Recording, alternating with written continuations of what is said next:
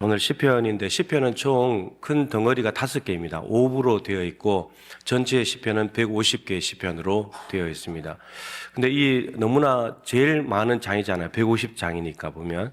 근데 이 제일 큰 시편을 시작하는 첫 번째 시편이 오늘 본문인데 복 있는 사람에 대한 이야기로 시작을 하고 있습니다.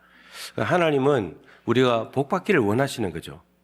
너희들이 복을 받아서 잘 살면 좋겠다. 그 하나님의 마음입니다. 자, 복 있는 사람에 대한 이야기인데, 복 있는 사람은 이러이러하다 이렇게 적어놨는데, 이게 히브리어 어순을 살려서 번역하면 이렇습니다. 복이 있습니다. 복이 또다 이런 사람은 이렇게 되어 있습니다. 그래서 복 있는 사람은 악인들의 꾀를 따르지 않는 사람입니다. 죄인들의 길에 서지 않는 사람입니다. 오만한 자들의 자리에 앉지 않는 사람입니다. 이렇게 읽을 수 있다는 거죠. 1절에 복 있는 사람에 대해서 이야기를 하면서 1절에서는 이러이러한 모습은 안 하면 좋겠다. 그리고 2절은 이렇게 하면 좋겠다. 이렇게 이제 표현이 되어 있습니다. 1절에는 부정어가 다 들어가 있고, 그리고 2절에는 긍정적인 내용들, 긍정어들이 다 들어가 있습니다. 1절의 복도 악인들의 꾀를 따르고 죄인들의 길에 서고 오만한 자들의 자리에 같이 앉는 것도 이런 복받는 방법입니다. 이것은 하나님을 모르는 세상 사람들이 복받는 방법이죠. 악인들과 잘 어울려야 되고 죄인들과 함께 손잡아야 되고 오만한 자들과 같이 있어야지, 줄을 서야지 뭔가 복을 받을 수 있는, 여러분 흔히 말하잖아요. 정직하게 살면 망한다고 그렇게 말하잖아요. 정직하게 사업하려면 망할 거 생각하고 해야 된다. 근데 성경은 정직한 자의 장막은 흥한다고 되어 있거든요.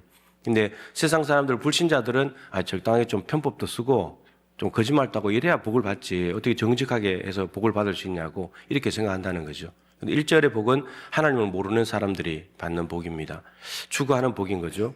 근데 하나님을 아는 사람들은 그러면 어떤 복을 받는 방법을 추구하냐면 이 세상 사람들, 불신자들이라는 방법을 우선 하지 않아야 되고, 그리고 2절에 가서 더 적극적으로 2절에서 하나님이 원하시는 방법대로 살아가는 사람이 복을 받는다라고 하는 겁니다. 이게 참 중요한데 에베소서 4장 22절부터 24절에 보면 옛사람을 벗어버리고 새사람을 입어야 된다, 이 말씀이 있죠. 옛사람을 벗어버린다고 해서 새사람이 된 것이 아니라 새 옷을 다시 입어야 된다는 거죠. 새로운 삶의 모습이 드러나야 된다는 말이에요. 1절에서 세상 사람들이 추구하는 복을 따라하지 않는 것도 복받는 길이지만 여기서 멈추면 안 되고 이것을 넘어서서 더 적극적으로 2절에서 말씀하시는 하나님의 방식을 따라가야 된다라고 하는 거죠. 하나님께서 우리에게 복 주시는 그런 조건들, 어떤 사람들이 복을 받는가, 2절에 너무나 간단하게 이야기를 해놨죠. 오직 여호와 율법을 즐거워하여 그 율법을 주야로 묵상하는 사람, 이런 사람은 복이 있다. 우리가 적어도 생각할 때 복 받으려면 새벽에 일찍 일어나서 늦게까지 남이 쉴 때 일하고 남이 일할 때 더 열심히 일하고 뭔가를 열심히 해야지 뭔가 복을 받을 수 있을 것 같다는 생각이 들잖아요. 근데 하나님께서 말씀하시는 것은 너희들 뭐 대단한 걸 하지 말아라. 그거 하는 게 복 받는 것이 아니고 하나님의 말씀을 그냥 즐거워해라. 그리고 그 말씀을 묵상해라. 이런 묵상하다는 말이 히브리어로 중얼중얼거리다, 이거 엎조리다 하는 거거든요. 그러니까 늘 말씀을 입에서 중얼중얼거리며 살아가는 거예요. 그게 복받는 비결이다라고 이야기를 하고 있습니다. 자, 그러면 이제 이 의미를 좀 알아야 되는데, 악인들의 꾀, 여러분 꾀는 생각이죠. 꾀를 부린다는 건 생각하는 거잖아요, 그죠? 머릿속으로 생각을 하는 거예요. 계획하는 것, 이런 것들을 생각할 수 있겠고, 그리고 죄인들의 길이라는 것은 죄인들의 길은 걸어가는 거잖아요. 행동하는 것, 삶의 방식, 살아가는 방식이죠. 그리고 오만한 자들의 자리에 앉는다는 말은 오만한 자들과 함께 그게 모임에 모이는 거고 소속되는 거고 그들과 연합한다는 의미이죠. 이렇게 이제 본다면 악한 사람들의 생각을 따르지 말고 죄인들과 같은 삶의 방식과는 다른 길을 선택하고 오만한 자들과 함께 모이거나 거기에 연합되지 않는 사람이 복이 있다. 1절을 다시 풀면 그런 의미가 됩니다. 근데 이걸 뛰어넘어야 된다 그랬죠. 그럼 2절에 왜 하나님의 말씀을 즐거워하면서 묵상하라고 하시는가? 이게 중요하죠. 이유가 있습니다. 말씀 속에는 하나님의 생각이 들어있어요. 악인들의 꾀, 악인들의 생각을 따르지 말고 하나님의 생각을 따라가야 된다는 거죠. 말씀 속에는 하나님의 생각이 있으니까 하나님은 이런 상황 속에서 나는 이렇게 생각한단다. 나는 저렇게 했으면 좋겠단다. 하나님의 생각이 들어있어요. 하나님의 계획이 들어있고 하나님의 뜻이 들어있잖아요. 그리고 말씀 속에는 하나님의 방식이 있어요. 죄인들이 행하는 방식, 삶의 방식이 아니라 하나님의 식이 있다는 거예요. 말씀 안에는. 그러니까 말씀을 보라는 거예요. 사람의 식을 따라가지 말고 하나님의 식을 따라라는 거예요. 오만한 자들의 자리에 앉을 것이 아니라 오늘 본문 말씀에 복 있는 사람은 의인들인데, 여러분 의인들, 이 악인들, 오만한 자들의 자리에 앉는다는 것은 그들과 연합하고 그들과 소속된다는 건데, 하나님의 말씀을 지키려고 몸부림치며 살아가는 사람들이 의인들인데 그 의인들의 모임이 있다는 거예요. 5절에 보시면 의인들의 모임이 있다는 거예요. 의인들과 연합해야 된다는 거예요. 말씀을 따라가는 사람은 의인들과 모이게 되어 있다는 겁니다. 이렇게 가야 돼. 이게 복받는 길이다 라고 이야기를 하고 있다는 거죠. 정리하면 악인들이 아니라 하나님의 생각을 따르고 죄인들의 방식이 아니라 하나님의 방식에 순종하고 오만한 자들과 같이 하는 것이 아니라 의인들과 함께하는 사람이 복 있는 사람이다 라고. 한마디로 말하면 이 세 모습들은 모두 다가 말씀과 연합되어 있는 사람이죠. 말씀과 연합되어 있어요. 그래서 오늘 설교 제목을 제가 말씀과 연합된 사람의 복이라고 했습니다. 자, 이들의 결말은 어떻게 될까요? 1절대로 살아가는 사람과 2절을 붙들고 살아가는 사람의 결말은 어떻게 될까? 오늘 본문에도 조금 나오지만 예를 들어서 오늘 본문에 보시면 악인들은 어떻게 되냐면 바람에 나는 겨와 같대요. 여러분 이 알곡은 키질 하면서 알곡은 안으로 들어오잖아요. 키질하고. 그럼 겨는 바깥으로 나가잖아요. 바람에 불려 날아가 버리잖아요. 심판받는다는 뜻이에요. 하나님께 소속되지 못한다는 말이죠. 심판받는다는 말이에요. 그리고 결국은 6절 끝에 악인들의 길은 망하리로다. 망하는 거예요. 근데 이 하나님의 말씀을 붙들고 살아가는 의인들은 어떻게 되냐면 3절에 시냇가에 심은 나무와 같대요. 지난주에 주일에 하나님의 예배당에 와서 주일 예배에 몸담고 있는 사람들은 종려나무와 백향목과 같다 그랬잖아요. 오늘은 근데 말씀과 연합된 사람은 시냇가에 심은 나무와 같대요. 시냇가에 심은 나무는 물을 공급받아서 열매를 맺겠죠. 잎이 푸르고 청청하겠죠. 그리고 하는 모든 일들이 다 형통하대요. 하나님의 뜻대로 다 돼버린다는 말이에요. 그리고 6절에 의인들의 길은 여호와께서 인정하신대요. 네가 옳다, 네 길이 맞다, 하나님이 인정하신다는 거죠.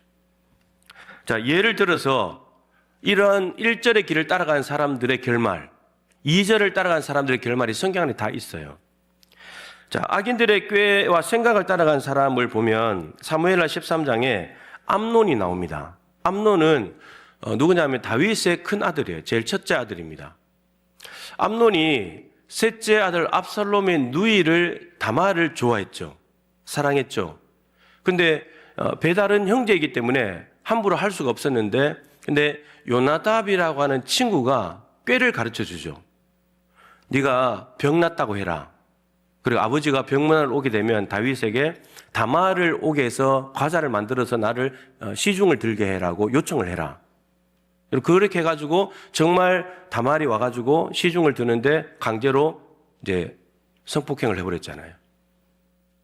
암논은 그 바람에 압살롬에게 원수가 돼가지고 셋째 아들이 압살롬이 큰 형 암논을 2년 뒤에 이 들판에 추수할 때 양털 깎을 때 불러내서 죽여버리잖아요. 암논은 자신의 욕망과 야망을 채우기 위해서 요나답의 꾀를 가지고 따라갔죠. 꾀를 따라가서 자기의 욕구는 충족했을지 모르지만 그걸로 인해서 아주 불행한 삶이 되고 말았잖아요. 여러분, 악인들의 꾀를 따르는 것은 잘 되는 것 같아 보여도 그렇지 않습니다. 잘 분별해야 되는 거죠. 죄인들의 길과 방식을 따라가는 사람은 열왕기상 22장 52절에 보면 아하시야 임금이 나옵니다. 북이스라엘의 아하시야 임금. 아하시야 임금은 누구냐 하면 아합 임금의 아들입니다. 52절에 이렇게 되어 있어요. 이 아하시야가 여호와 보시기에 악을 행했는데 어떻게 악을 행했는가 하면 아버지의 길을 따라갔대요. 아버지 아합의 길, 그리고 어머니의 길. 어머니가 누구죠? 이세벨의 길을 따라갔대요. 여러분, 아합과 이세벨이 바알 종교를 가지고 이스라엘에 들어오면서 아합이라는 임금과 함께 이 정치와 종교가 연합되면서 엄청난 힘을 발휘하면서 사람들에게 폭정을 행하고, 그리고 남의 밭을 모함을 해가지고 죽여가지고 포도원을 빼앗기고, 나봇의 포도원을 빼앗기도 하고, 그리고 사람들을 우상 숭배하게 만들어버리고, 이런 죄를 범했던 사람들이잖아요. 그들의 길을 이 아들이 아버지 엄마의 길을 따라간 거예요. 아무리 부모라도 부모가 뭔가 잘못했으면 그 길을 안 가야 될 것 같은데, 근데 그 길을 간다는 거예요, 아시아 임금이. 그래서 아시아는 비참하게 죽습니다. 오만한 자들의 자리에 앉는 것, 열왕기상 1장에 보면 다윗의 넷째 아들 아도니아가 반역을 일으킵니다. 왜 반역을 일으키냐면 암논이 압살롬에서 죽었잖아요. 둘째 아들이 길라압인데, 길라압은 다윗의 아들 명단이 나올 때만 나오지 성경에 등장하지 않아요. 그래서 일찍 죽은 것으로 봅니다. 셋째 아들이 압살롬인데 죽었잖아요. 요압에게 죽었잖아요. 그다음 넷째 아들이 아도니아이기 때문에 서열 순서상으로 봤을 때 아도니아가 적법한 왕이라고 생각을 하는 거예요. 그래서 아버지가 이제 늙어가지고 이제 죽을 때가 됐으니까 왕이 되려고 하는 겁니다. 근데 하나님과 다윗의 계획은 솔로몬이었잖아요. 근데 솔로몬이 있는데 아도니아를 임금으로 추대해가지고 반역을 해서 임금을 추대하는 세력들이 나타난 거죠. 너무나 하나님의 뜻을 거스르는 오만한 자들이 모인 자리가 있었어요. 그 아도니아 반역인데, 그게 누가 가냐? 다윗의 충성스러운 군대 장관인 요압이 아도니아에 가서 붙습니다. 정치 권력자죠. 군대 장관이었으니까. 다윗조차도 어떻게 할 수 없었던 인물이 요압이었습니다. 두 번째 누가 갖다 붙느냐면 아비아달이 갖다 붙습니다. 종교 권력자잖아요. 제사장이 필요하니까. 그 다음에 세 번째 누가 가냐? 아이도벨이 갑니다. 지략가잖아요. 정말 하나님의 한수와 같은 그런 지략을 낼 수 있는 사람이 아이도벨이었거든요. 근데 이 정치 권력자, 종교 권력자, 이 지혜가 있는 이 사람이 아도니아 편에 가서 쓴 거예요. 그 오만한 자들과 자리를 같이 한 거죠. 연합하게 된 거죠. 다윗이 이 사람들을 처리하지 못합니다. 나이가 들어서 죽을 때가 됐기 때문에. 1장에서 이 이야기를 하고 난 뒤에 2장에서 다윗은 유언을 남기고 죽습니다. 그래서 어떻게 했냐? 솔로몬이 다 처리합니다. 솔로몬이. 오만한 자들의 자리에 앉았던 사람들은 어떻게 되냐? 솔로몬이 처리를 하기도 하고, 아도벨 같은 경우는 자살했죠. 집에 돌아가서. 자기 계획이 실행되지 않음을 보고 가서 자살했습니다. 불행한 거예요. 여러분, 이들의 모습을 보면 시작은 뭔가 잘 되는 것 같아 보이잖아요. 내 욕망과 욕구를 이룰 수 있을 것처럼 보이잖아요. 뭔가 큰 자리를 이루고 나라를 장악할 것 같잖아요. 근데 이들 자체가 악하고 죄인이고 오만한 자들이기 때문에 안 되는 거예요. 하나님이 놔주지 않는다고. 복 받는 길인 것 같지만 전혀 복이 안 되는 길인 거죠. 성경은 이런 길도 제시하고 있습니다. 근데 반대편 길도 있죠. 하나님의 생각, 죄인들의 꾀가 아니고 하나님의 생각, 말씀 속에 있는 하나님의 생각을 따라가는 사람이 있습니다. 누가복음 1장에 나오는 예수님의 어머니 마리아입니다. 이건 너무나 잘 아시잖아요. 천사가 와서 네가 아들을 낳을 것이다. 아니, 내가 지금 남자를 알지도 못하는데, 남자 부부 관계를 한 적이 없는데 어떻게 애를 낳습니까? 이성적으로 이해가 안 되는 거죠. 그리고 율법적으로 이것은 돌에 맞아 죽을 일인데. 그런데 천사가 하나님의 말씀을 다 전해주죠. 너로부터 성령께서 잉태하게 하시는 거고, 이 사람은 구원자가 될 것이고 이스라엘의 구원자로 등장하게 될 것이다. 다 이야기를 해줍니다. 그랬더니 마리아가 주의 여종이오니 주의 말씀대로 내게 이루어지이다. 나는 종입니다. 종은 내 생각과 계획이 없고 주인의 생각을 따를 뿐이니까 내 주인이신 하나님이 그런 생각과 계획이 있다면 내가 그걸 따라가겠습니다. 그리고 순종해버리잖아요. 목숨 건 순종이죠. 근데 죽었습니까, 마리아가? 하나님의 생각대로 가면 죽을 것 같고 율법에 돌 맞아 죽을 것 같았지만 죽지 않습니다. 하나님이 책임져 버리죠. 하나님의 길과 방식을 따라간다는 예를 들면 누가복음 24장에 엠마오로 가던 두 제자 기억하실 겁니다. 예수님께서 십자가에 달려 죽으시고 예수님을 열심히 쫓아다니는데 십자가에 달려 죽으시고 하니까 너무나 무기력한 메시아를 바라보면서 실망해가지고 고향으로 가고 있었죠. 근데 부활하신 예수님이 오셨습니다. 저들이 나눈 대화에 같이 참여하시면서 너희들이 무슨 이야기를 나누냐? 아니 지금 예루살렘에 있었던 일을 당신만 모릅니까? 메시아라고 하는 예수가 십자가 달려 죽어버렸습니다. 우리는 적어도 그가 우리에게 뭔가 큰 도움이 될 줄 알았는데 그렇지 못했고, 그리고 또 이상한 소리가 들립니다. 여자들이 예수님이 부활했다고 했습니다. 그런 이야기를 예수님께 했죠. 그러니까 예수님께서 구약 성경을 빠르게 통독해 주시면서 구약 성경에 이미 내가 죽고 부활해야 될 거 다 기록되어 있지 않냐?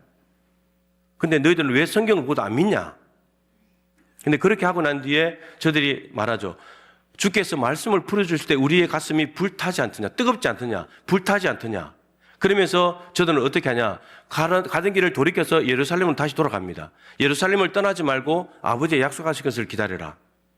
그러니까 하나님께서 자기들의 실망과 낙심과 절망한 길로 가다가 부활하신 주님이 찾아오셔서 자신의 부활을 성경 말씀을 가지고 풀어주셨을 때 저들의 가슴이 뜨거워지면서 하나님의 길로 돌이켰다는 말이에요. 오늘 우리 김성광 집사님 기도했는데 여러분, 말씀이 우리의 기준과 생각과 길을 바꿔놔야 된다는 거예요. 그러려면 그 하나님의 말씀을 따라가는 수밖에 없어요. 따라가는 수밖에 없어요. 여러분, 예수님께서 엠마오로 가는 두 제자에게 너희들 예루살렘에 가지 어디 가고 있는 거야? 그러지 않았습니다. 얘들아, 내가 부활했어. 너희들이 낙심하고 절망했고 부활을 안 믿는데 나 십자가 죽었다가 부활했어. 이것만 알려줬는데 이들은 길을 돌이켜서 갔다는 거예요. 십자가 부활이 우리에게도 동일한 사건이라면 여러분, 우리가 가야 할 하나님의 길이 있다는 거예요. 의인들의 모임에 들어가는, 의인들과 연합하는 이 모습은 여호수아 2장의 라합을 예를 들 수 있을 것 같습니다. 여러분, 라합은 가나안 땅에 속해져 있는, 가나안 땅에 있는 여리고성에 살고 있는 기생이잖아요. 신분 자체도 그렇지만 가나안 땅에 있는 7족속은 진멸의 대상이죠. 하나님이 다 진멸하라 그랬잖아요. 불쌍히 여기지도 말고 언약도 맺지 말고 결혼도 하지 말고 다 진멸해야 된다. 그런데 여호수아가 보낸 두 정탐꾼이 왔을 때 라합은 이 정탐꾼을 숨겨줍니다. 이유가 하나님께서 이스라엘 백성들을 애굽에서 구원해가지고 홍해 바다를 갈라가지고 많은 땅을 건너게 하셨다는 이야기를 들었기 때문입니다. 이유는 그거였어요. 그러니까 하나님을 본 것도 아니고 홍해 바다가 갈라지는 현장에 있었던 것도 아니고 그냥 소문으로 들었는데 그 하나님을 믿어버렸다는 거예요. 하나님이 저런 분이시구나. 저런 하나님이라면 내가 믿어야지. 그러면서 정탐꾼이 왔을 때 숨겨주는데 여러분, 그게 40년 전에 있었던 일이잖아요. 광야 40년 돌고 가나안 땅에 들어갔으니까 40년 전에 들었던 걸 가지고 40년 동안의 믿음을 유지해 가지고 하나님의 백성으로 편입되는 이 놀라운 삶을 살아간 것이 라합이라고요. 고민도 됐겠죠. 민족의 배반자니까. 그죠? 정탐꾼을 숨겼으니까 알려줘야 되는데 당연히 거짓말하면서 숨겨주고 잘 가게 해줬으니까. 근데 그 바람에 그 가족들은 구원이 됐고 하나님의 백성으로 편입이 됐잖아요. 하나님은 율법적으로 가나안 땅은 다 죽여야 돼. 그러지 않습니다. 하나님께 대해서 마음을 여는 사람들 받아주시겠다는 거예요. 라합과 그 가족들처럼. 그래서 라합은 예수님 족보에 들어오잖아요. 의인들의 모임에 참여하고 의인들과 함께 연합한다는 것은 놀라운 은혜의 삶인 거예요. 근데 주목할 것은 여러분, 이렇게 하나님의 생각과 길과 하나님의 사람들과 연합하는 것이 처음부터 쉬운 일이 아니잖아요.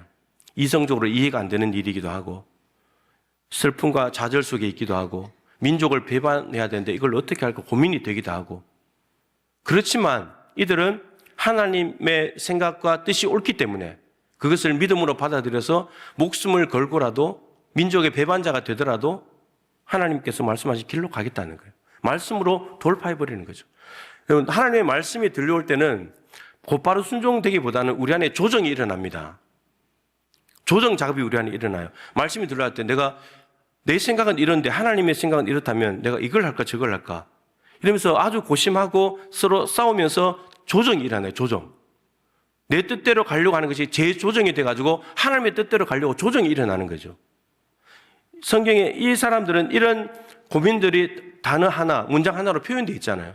내가 남자를 알지 못하는데 어떻게 아이를 낳습니까? 이런 것들. 이거는 재조정이 지금 일어나고 있는 거거든요.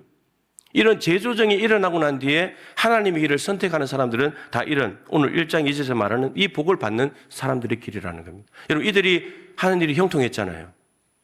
불행하지 않았잖아요. 구원받았잖아요. 메시아를 낳은 어머니가 됐잖아요.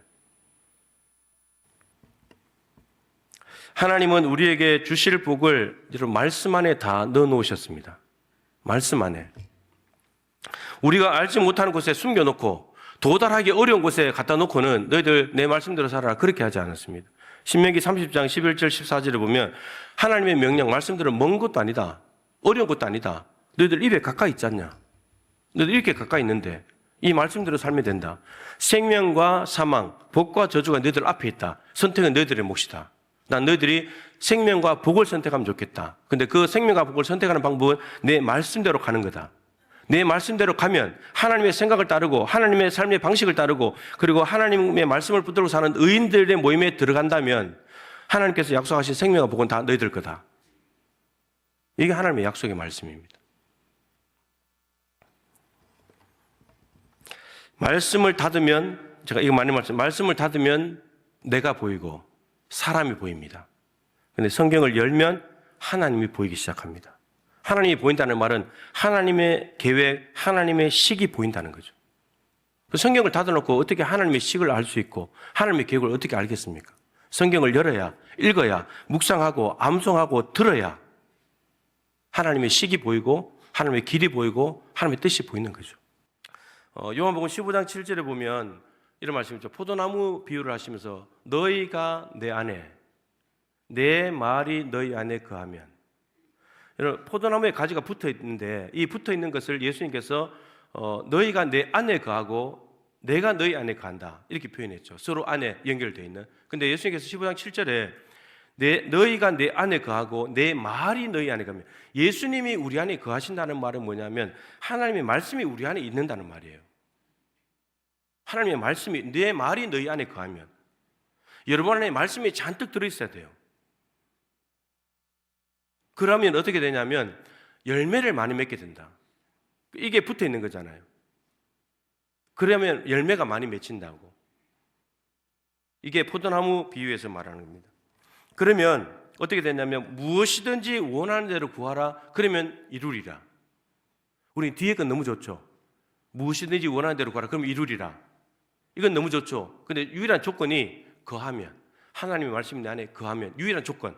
요 하나의 조건만 되면 우리가 원하는 대로 구하면 모든 게 다 이루어진대요.